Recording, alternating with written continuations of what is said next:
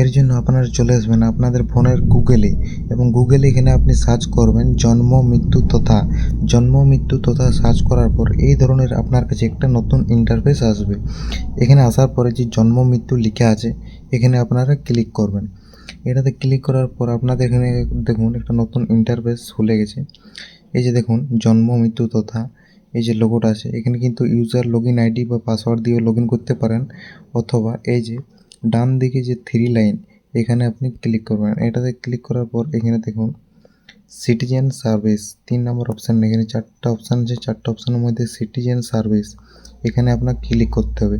এটাতে ক্লিক করার পর আপনাদের এখানে কিন্তু দেখুন বার্থ ডেট ফর্মস এবং ইম্পর্ট্যান্ট লিঙ্কস চলে এসেছে।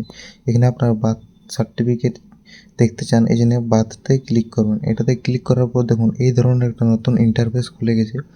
এখানে কিন্তু অনেক ধরনের লেখা আছে, regularity former, content, citizen service, birth, how to apply.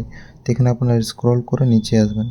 এখানে স্ক্রল করে নিচে আসবেন, দেখুন নিচের দিক থেকে সেকেন্ড নাম্বার যেটা আছে know your acknowledgement certificate number, এই যে এটা লেখা আছে এর মধ্যে আপনারা ক্লিক করবেন। এটাতে ক্লিক করার পর এই ধরনের একটা ইন্টারফেস খুলে যাবে। এখানে দেখুন লেখা আছে know your acknowledgement certificate number, your of birth, month of birth এবং বেবি নেম। প্রথমে এখানে লেখা আছে ইয়ার অফ বার্থ মানে এখানে আপনার কত সালে জন্ম সেই সালটা এখানে আপনাদের কিন্তু বসাতে হবে। আপনার যে সালটা পড়ে সেটা আপনি এখানে বসাবেন। বসানোর পর এই যে দেখুন দ্বিতীয় মান্থ অফ বার্থ, এখানে মানে আপনি কোন মাসে জন্ম হয়েছেন সেই মাসটা আপনার এখানে সিলেক্ট করে নেবেন।